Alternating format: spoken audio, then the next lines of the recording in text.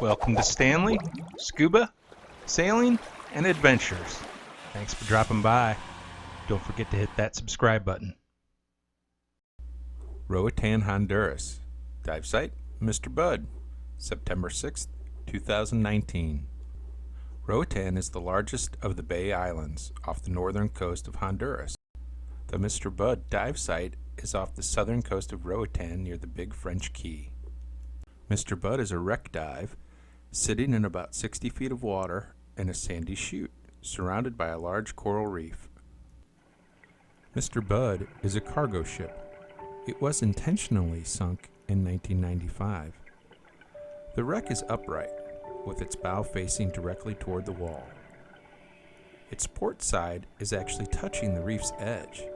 It was not placed directly against the reef, but was moved. Here we are, taking a close look at the starboard, or right side of the ship, headed toward the bow or front. You can see the large chain here to which the mooring ball is connected, and our boat is tied to the mooring ball floating on the surface. You might be wondering how this wreck was moved. It was moved in 1998 by Hurricane Mitch, a Category 5 hurricane with top speeds of about 177 miles per hour. Hurricane Mitch is the second deadliest Atlantic hurricane to ever be recorded. Here you can see the starboard side of the ship's pilot house. The pilot house is where the wheel is located and the compass and other navigational equipment. It's where the helmsman pilots the ship from, hence the name Pilot House. The pilot house sits higher than the deck and provides a vantage point from which to see navigational aids. We're now approaching the bow of the boat, and we'll take a look at the pilot house from the front. This wreck has a lot of growth on it, but it's still in pretty good shape from a structural standpoint, especially considering it's been down here for 24 years. Here we are at the very bow of the boat, or front, at about deck level. The deck at the bow of the boat is in about 45 feet of water. Here we see the pilot house directly from the front, looking back towards the rear of the boat. The rear of the boat is also known as the stern. Here the port side of the wreck is actually against the reef. We'll take a look by the bottom of the wreck and find a crab. There are often crabs and lobsters near the bottom of wrecks. This one was a little shy. Next, we made our way inside the pilot house. Most of the gear and equipment has been stripped from this wreck. It makes it easy for divers to get in and out. That makes sense, since this wreck was really placed here as a dive attraction. Preparing to sink a wreck for an artificial reef or for a dive attraction takes a lot of planning and effort.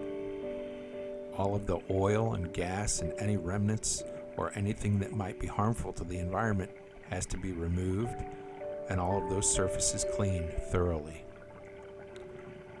Here we head back out of the pilot house toward the reef and along the port side of the wreck, headed toward the stern. The Mr. Bud wreck is about 75 feet long. Here you can see the openings for the cargo hold. I can see some of the other divers from my group investigating something in the sandy chute.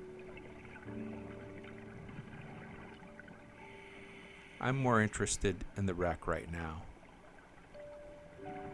Wreck diving and overhead environments can be very dangerous and require specialized training. Most of the wrecks that are intentionally sunk in the Caribbean as dive attractions have what are called swim-throughs.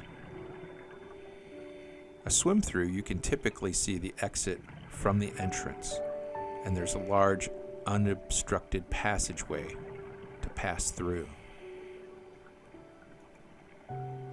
This was dive number 21 for me, and the last dive of the week here in Roatan. I decided to make one more pass along the starboard side of Mr. Bud and take a look at the pilot house before heading back to the dive boat. I didn't spend much time exploring the reef on this dive. I wanted to focus more on the wreck. I did take a quick look at the reef as I passed by, and it looked like there was quite a bit to see. This could easily be a dive site, one on the wreck and one on the reef surrounding it. This was a great dive. I enjoyed the site, and I'd like to visit it again sometime. I always get a little melancholy on the last dive. Tend to think about how long it'll be before I'll be back in the water again.